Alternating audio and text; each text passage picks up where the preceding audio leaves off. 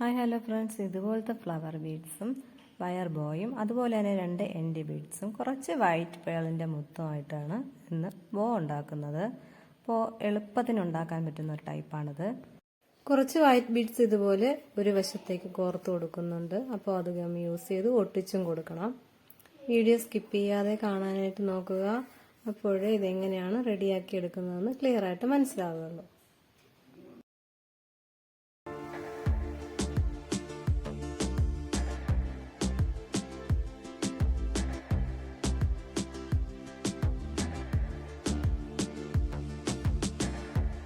മുത്ത് കോർത്ത ആ ഒരു വശത്തെ എൻഡ് ബീഡ്സ് ഇതുപോലെ ഒട്ടിച്ചു കൊടുക്കുന്നുണ്ട്. അതിനുശേഷം അതിൻ്റെ മറുവശത്തുകൂടിയാണ് മുത്തുകൾ കോർത്തെടുക്കുന്നത്.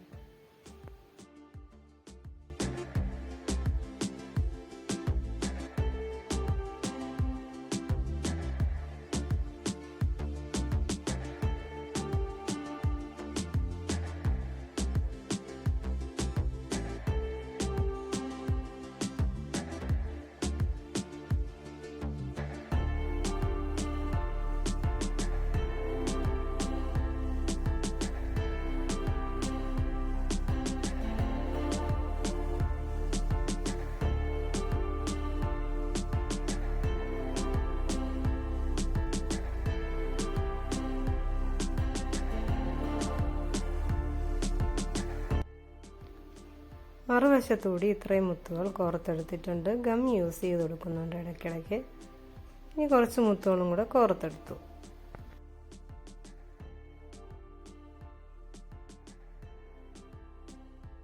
ഇപ്പോൾ ഫ്ലവർ ബീഡ്സ് കോർക്കാനുള്ള മുത്തിൻ്റെ എണ്ണ ആയിക്കഴിഞ്ഞു. ഇനി ഇതിൻ്റെ ആ ഒരു സൈഡിലേക്ക് ഫ്ലവർ ബീഡ്സ് വരത്തക്ക രീതിയിലാണ് കോർത്തെടുക്കുന്നത്.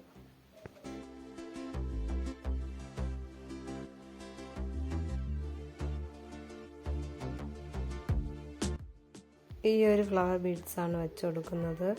ഇത് ആ ഒരു നല്ല ലൂസായിട്ടാണ് ഇരിക്കുന്നത്, കമ്പിയായിട്ട് ടൈറ്റ് ചെയ്തിട്ടിട്ടില്ല. അതുകൊണ്ട് തന്നെ ഞാൻ ഗം നല്ല രീതിയിൽ യൂസ് ചെയ്താണ് ഒട്ടിച്ചെടുക്കുന്നത്.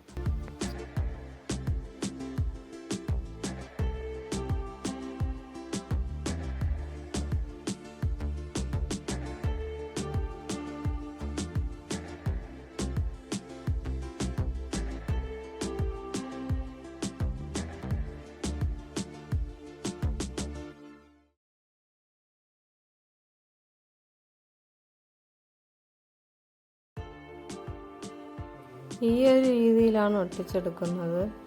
ഇനി അതിൻ്റെ അടുത്തായിട്ട് ഒട്ടിക്കുന്ന മുത്ത് സൈഡിൽ കോർത്തിരിക്കുന്ന മുത്തിൽ നിന്നും കുറച്ചുകൂടെ ചെറിയ ഒരു ടൈപ്പ് മുത്താണ് കോർത്ത് കൊടുക്കുന്നത്.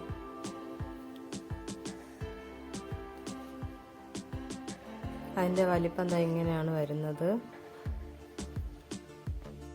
ഈ ഒരു ചെറിയ മുത്ത് കോർത്ത് കൊടുക്കുന്നതിന് കാരണം 2 ഫ്ലവർ ബീഡ്സ് ആണ് അവിടെ ഒട്ടിച്ചു കൊടുക്കുന്നത്. അപ്പോൾ 2 ഫ്ലവർ ബീഡ്സും നല്ല രീതിയിൽ ചേർന്നിരിക്കാനാണ് ആ ഒരു ചെറിയ മുത്ത് അതിൻ്റെ ഇടയിൽ കോർത്ത് കൊടുക്കുന്നത്.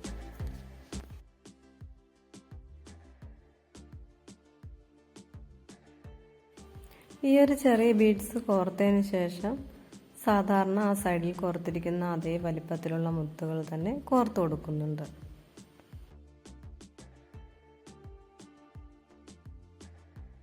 രണ്ടാമത്തെ ഫ്ലവർ ബീഡ്സും ആദ്യത്തെ ആ ഒരു ഫ്ലവർ ബീഡ്സും ചേർന്നിരിക്കത്തക്ക രീതിയിലാണ്, ആ ഒരു ഗ്യാപ്പ് വരത്തക്ക രീതിയിലാണ് ബാക്കി മുത്തുകൾ കോർത്ത് കൊടുക്കുന്നത്. ഒരു 4-3 മുത്തുകൾ കോർത്ത് കൊടുക്കാം.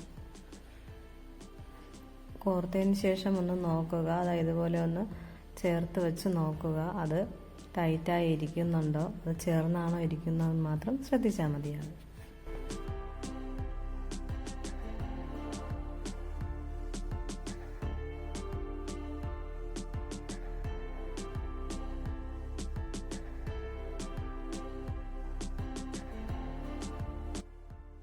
ഇനി ബാക്കി സാധാരണ രീതിയിൽ തന്നെ വൈറ്റ് ബീഡ്സും കോർത്ത് എൻഡ് ബീഡ്സും കോർത്ത് കഴിയുമ്പോൾ നല്ലൊരു ബോ റെഡിയായി കഴിഞ്ഞു. ഇതിൽ ശ്രദ്ധിക്കേണ്ട കാര്യം, ആ നടുക്കുള്ള ഫ്ലവർ ബീഡ്സ് ആദ്യം ഒരുവിധം ഉണങ്ങിയതിന് ശേഷം മാത്രമേ അത് സൈഡിലേക്ക് വയ്ക്കാവൂ. അതല്ലെങ്കിൽ അത് ചരിഞ്ഞിരിക്കും. അപ്പോൾ നല്ല രീതിയിൽ ഗം യൂസ് ചെയ്ത് തന്നെ അതിനെ ടൈറ്റാക്കി വയ്ക്കുകയും ചെയ്യണം.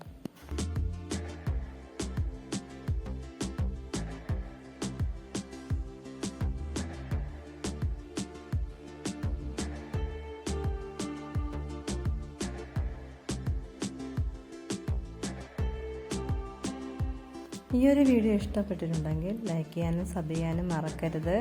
അതുപോലെ തന്നെ ബോ എങ്ങനെയുണ്ടെന്ന് കമൻറ്റ് ചെയ്യാനും മറക്കരുത്.